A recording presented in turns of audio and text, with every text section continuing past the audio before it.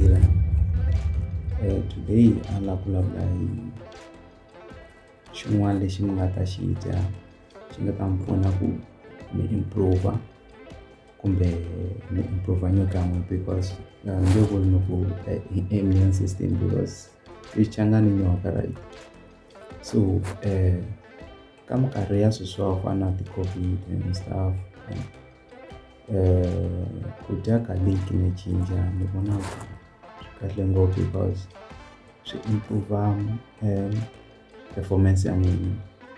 For instance loko ri i munhu wo joga munhu wo tsutsuma ginger na garlic loko swi dya swi ta pfuna ngopfu ta pfuna ku i kota swilo swo tala leswi i kumaka last time kumbe nkarhi lowu nga hundza a wu swi kota mara a wu nga eneli. Sweswiwa loko wo dya swi nga pfuna i kota ku enela i fika laha lavaka ku fika kona. Hi swona leswi a ni mi khomela swona namuntlha ni kombela mi subscribe ka channel ya mina mi make sure ku ma tlika lexiya xi nga laha lexiya va mi subscribe a swi mi tekeli mali kumbe swi hakuta swin'wanyana leswi mi nga swi veketela ka ti-account ta n'wina. So just ku i follow this kind of content so mina ni ta va kha ni vulavula hi swakudya leswi nga healthy ntsena swo fana garlic na ginger. Se today topic ya namuntlha ya vulavula hi ginger na garlic. Ginger a ku na rito ra Xitsonga leri ni nga tshama ni swi twa ku va yi vitana yini kumbe garlic ku na xin'wanyana swa Xitsonga. So swakudya leswi hinkwaswo vakokwana wa hina va nga swi tivi. So swakudya leswiwa hi swona swi improve-aku immune system.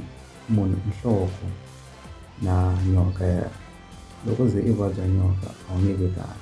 So loko ri le ka age ya mina le ka matwenties i nga va right loko u tirhisa swilo sweswo ende i make sure ku miri wa wena se wa swi tolovela.